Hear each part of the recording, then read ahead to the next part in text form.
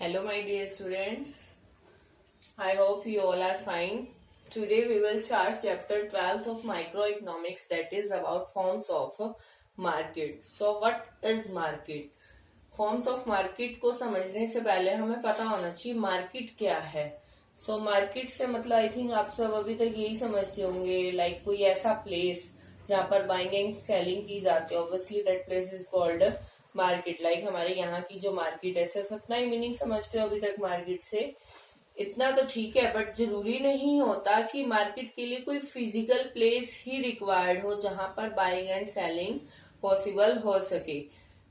सिर्फ और सिर्फ फिजिकल प्लेस जरूरी नहीं है. लाइक मैं कहूँ ऑनलाइन जो सेलिंग की जा रही है वो भी तो क्या एक तरीके से मार्केट है. क्लियर. तो मार्केट का मीनिंग सिर्फ इतना नहीं होता किसी फिजिकल प्लेस से. Market refers to all those arrangement and system that bring buyer and seller in contact with each other. तो मतलब बाकी एक फिजिकल प्लेस के अलावा बाकी अदर सिस्टम जिनके थ्रू भी बायर और सेलर एक दूसरे के कांटेक्ट में आ सकते हैं और बाइंग एंड सेलिंग को पॉसिबल बना सकते हैं. तो वो सब अरेंजमेंट और सिस्टम भी क्या कहलाता है हमारा मार्केट. एक फिजिकल प्लेस होना जरूरी नहीं है. Clear. Now I will explain you about the forms of market. Forms of market में आज हम स्टडी करेंगे about perfect competition. There are various forms of market. Perfect competition, monopoly, monopolistic. But in this class, I will explain you about perfect competition. So what is perfect competition? Perfect competition is that forms of market in which there are large number of buyers as well as sellers. ऐसी market जहां पर large number में ही buyers है और large number में ही sellers है. Clear. और जो प्रोडक्ट सेल किया जाता है ऐसी मार्केट में वो होमोजीनियस प्रोडक्ट होता है. होमोजीनियस का मीनिंग होता है ऐसा प्रोडक्ट जो सभी के पास सेम हो, समान हो, means there is a no difference. Clear. और जो प्राइस होता है वो भी सभी जो सेलर्स होते हैं सेम चार्ज करते हैं. क्यों किया जाता है अभी मैंने बताया कि परफेक्ट कंपटीशन मार्केट में लार्ज नंबर ऑफ बायर्स होते हैं, likewise large number of sellers होते हैं. तो एक पर्टिकुलर बायर्स की डिमांड से कुछ इफेक्ट नहीं पड़ेगा प्राइस पे.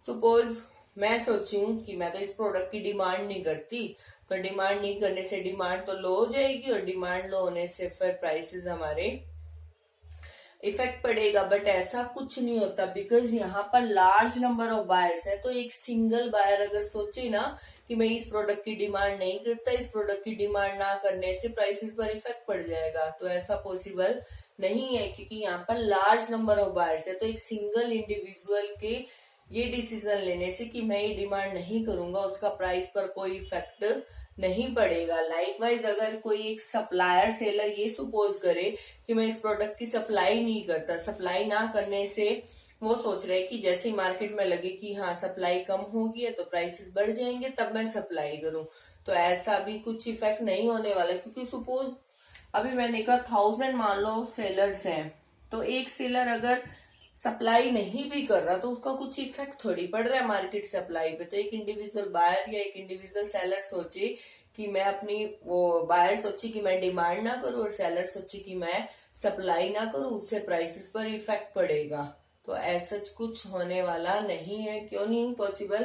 क्योंकि लार्ज नंबर ऑफ बायर्स और लार्ज नंबर ऑफ सेलर्स हैं. तो एक इंडिविजुअल की डिमांड और इंडिविजुअल की सप्लाई का मार्केट डिमांड और मार्केट सप्लाई पर ऐसा कुछ फर्क नहीं पड़ता. जो प्राइसेस डिसाइड किए जाते हैं वो मार्केट फोर्सेस से डिसाइड होते हैं. मार्केट फोर्सेस का मीनिंग आपको पता है, डिमांड एंड सप्लाई से मतलब होता है. तो जहां डिमांड और सप्लाई इंटरसेक्ट करते हैं वहीं हमारा प्राइस डिटरमाइंड कर लिया जाता है. तो एक इंडिविजुअल बाय डिमांड नहीं भी करेगा तो उससे मार्केट डिमांड पर कुछ इफेक्ट नहीं होने वाला है. इतना सा 0 पॉइंट समथिंग कुछ % इफेक्ट पड़ेगी तो उसका प्राइस पे क्या इफेक्ट पड़ेगा.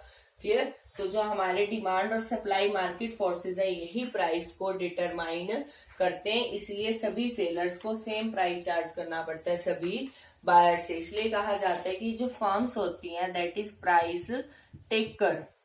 मीन्स मार्केट फोर्सेस ने जो प्राइस डिसाइड कर दिया ना, लाइक ये हमारी डिमांड है ये हमारी सप्लाई है, तो जहां दोनों इंटरसेक्ट करते हैं वही हमारा क्या डिसाइड कर लिया जाता है प्राइस डिसाइड कर लिया जाता है। क्लियर? तो जो प्राइस डिसाइड कर लिया ना हमारे डिमांड और सप्लाई फोर्सेस ने, उसी प्राइस पर ही सभी सेलर्स को गुड्स की सप्लाई करनी पड़ती है। क्लियर? तभी कहा गया कि ये सब क्या है, प्राइस टेकर ना कि प्राइस मेकर। मीन्स वो खुद से चाहे कि हम इस प्राइस पर गुड्स को सेल कर दें, वो पॉसिबल नहीं है। सपोज वो कर भी दे, उन्होंने कम प्राइस कर दिया, वो सोचे कि हम ज्यादा प्राइस चार्ज कर ले और ज्यादा प्राइस चार्ज करने से हमें प्रॉफिट होगा, तो वो भी पॉसिबल नहीं है। क्योंकि वो अगर ज्यादा प्राइस चार्ज करते तो कोई कंज्यूमर उसके पास क्यों जाएगा? क्योंकि प्रोडक्ट कैसे हैं, होमोजीनियस है। अगर प्रोडक्ट सेम प्रोडक्ट हमें कम रेट में मिल रहा हो तो कोई सेलर सोचे कि प्रॉफिट अर्न करने के पर्पज से वो ज्यादा प्राइस चार्ज करने की सोचे, तो कोई कंज्यूमर वहां जाने वाला नहीं है। क्योंकि प्रोडक्ट कैसे हैं, होमोजीनियस है। जब वही प्रोडक्ट सेम रेट में मिल रहा हो तो कोई हाई प्राइस वाले सेलर के पास क्यों जाएगा? क्लियर? और अब आप सोचो कि बायर को पता ही ना हो, तो यहाँ पे अजम्पशंस मानी जाती है कि that buyers have perfect knowledge. Buyers के पास परफेक्ट नॉलेज है किसके रिगार्डिंग? प्राइसेस के रिगार्डिंग, कि क्या प्राइस चार्ज किया जा रहा है मार्केट में एक प्रोडक्ट का। तो बायर्स को अगर परफेक्ट नॉलेज है, और ये हमारी अजम्पशंस हमें माननी पड़ती है परफेक्ट कंपटीशन में, हम ये मान के चलते हैं कि बायर्स के पास परफेक्ट नॉलेज है। तो जब नॉलेज है, उसे पता है कि इस प्राइस पे चार्ज सेल किया जा रहा है, तो वो किसी ज्यादा वाले को क्यों, मतलब जो ज्यादा प्राइसेस पर प्रोडक्ट को सेल कर रहा है, तो बायर वहां क्यों जाएगा? क्लियर? तो होमोजीनियस प्रोडक्ट होता है, फर्म्स क्या होती है, price taker, large number of buyers होते हैं, likewise large number of sellers होते हैं, and there are no restriction on entry and exit of firm. Means अगर कोई फर्म इस परफेक्ट कंपटीशन मार्केट से एग्जिट करना चाहती है, देयर आर नो रिस्ट्रिक्शन। कोई भी फर्म कभी भी एंट्री कर सकती है और कभी भी वो एग्जिट कर सकती है। There are no restrictions. Clear?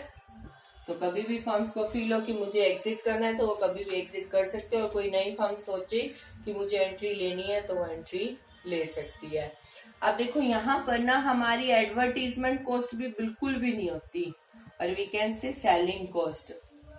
आप खुद सोच के देखो क्यों है ऐसा, कि मैम ने क्यों ऐसे कहा that there is a no advertisement cost और we can say no selling cost. ये इसलिए कहा गया क्योंकि अभी मैंने बताया प्रोडक्ट कैसा है, होमोजीनियस। जब सभी के प्रोडक्ट सेम ही है तो वो एडवर्टीजमेंट पे खर्चा किस चीज का करे? क्या बताएं कि हमारा प्रोडक्ट दूसरों से इस तरीके से डिफरेंस है। जब डिफरेंस है ही नहीं तो इट मीन्स कोई भी एडवर्टीजमेंट की जरूरत नहीं होती। It means there are no selling cost.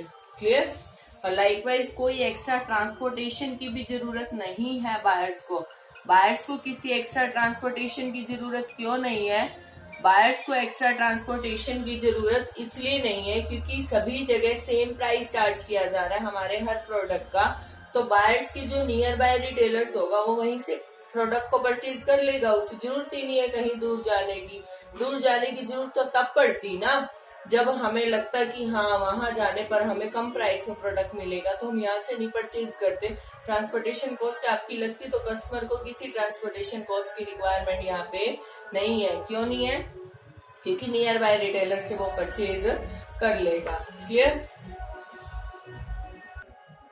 And there is a perfect mobility. Perfect mobility क्यों होती है यहाँ पे? परफेक्ट मोबिलिटी का मीनिंग क्या है? मोबिलिटी का मीनिंग होता है मूवमेंट से, और मूवमेंट यहाँ पर किसकी बात की जा रही है? हमारे फैक्टर्स ऑफ प्रोडक्शन की। फैक्टर्स ऑफ प्रोडक्शन चार थे ना हमारे, land, labour, capital and entrepreneur. Clear? तो कोई भी कहाँ काम पसंद करेगा जहाँ उसे रेम्यूनरेशन ज्यादा मिलेगा। तो हमारे जो फैक्टर्स ऑफ प्रोडक्शन है, लाइक यहाँ एग्जांपल मैं बात करूँ लेबर की, तो कोई भी लेबर हो कहाँ काम करना पसंद करेगा? जहाँ उसे वेजेस ज्यादा मिल रही हो। तो यहाँ परफेक्ट मोबिलिटी होती है। तो जो हमारे फैक्टर्स ऑफ प्रोडक्शन है वही काम करना पसंद करते हैं जहाँ उन्हें ज्यादा रेम्यूनरेशन मिले। क्लियर? सो हमारी परफेक्ट कंपटीशन में कि उसकी ये भी फीचर है that there is a perfect mobility of factors of production. Clear? And last one is independent decision making.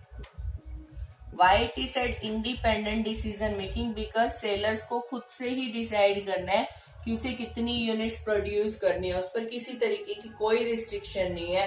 Is independent to take decision regarding number of units to be produce. Clear? तो ये था हमारा perfect competition का एक तरीके से introduction. Perfect competition क्या है और उसकी क्या फीचर्स है।